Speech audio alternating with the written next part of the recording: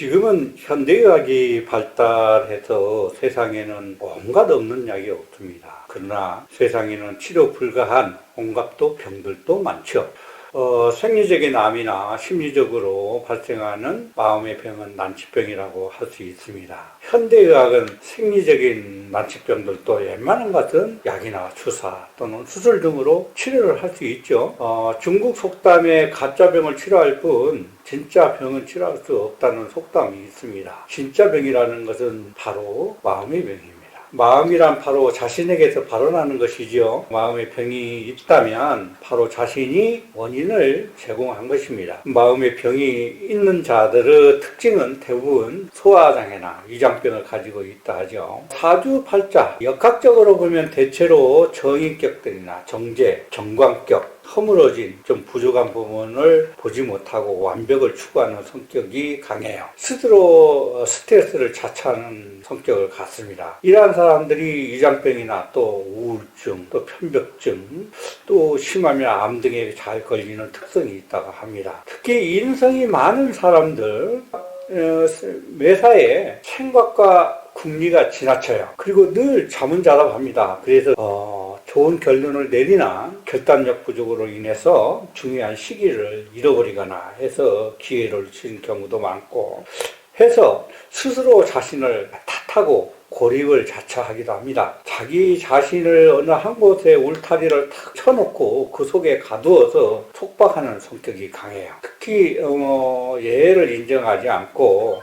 세상에서 부딪히는 인간관계, 재물이나 사랑, 명예 모든 것을 자기 기준으로 한정을 하고 적용을 하고 있기 때문입니다. 세상에는 착하고 선인들이 있으면 악인도 있고 총명한 사람이 있으면 바보스러운 사람 등 헤아릴 수 없이 다양성을 가진 사람들과 필연적으로 내가 지구상에서 숨을 같이 쉬고 살아가야 하는 것이죠. 공동체적인 운명을 갖고 있는 것입니다. 내 자신도 혼란스러운 사회의 구성원이죠. 어차피 살아야 할 것이라면 자신을 구속해서 스스로 병이 드는 행동은 하지 않아야 되겠죠. 그리고 방법을 알고 터득해서 그걸 또 실행해서 인생을 평온함과 두렵지 않은 삶을 살아야 할 것입니다. 그러기 위해서는 많은 방법이 있어요. 우선 가장 우선시해야 될 것은 자기 자신의 마음을 고요함을 가져야 돼요. 지금 사람들은 미래에 대한 불안이나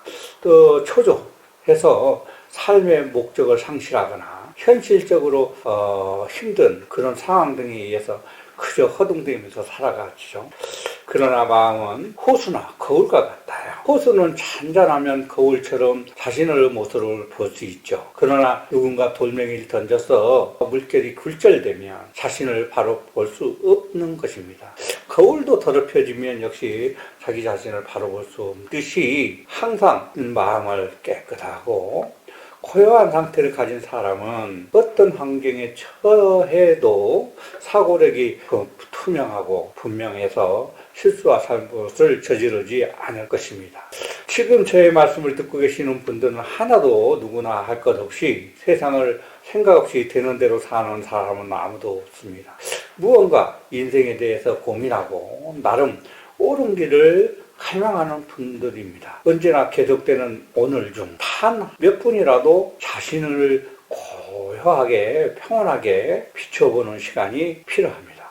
그 고요한 마음으로 자신을 거두어서 쓸데없는 본능을 씻어내는 훈련이 필요한 것이죠. 안정한 후에 등이 고요하고 고요한 후에 등이 안정되며 안정한 후에 등이 생각할 수 있고 생각한 후에 등이 얻을 수 있다. 이 선중의 무상의 지혜가 나타난다고 불경에서는 말하였습니다. 세상을 넓은 가슴으로 포용하고 외사에 진심으로 행하고 큰 마음으로 평상심을 지키면서 살아가는 것은 자신은 저절로 바로서게 하게 될 것입니다.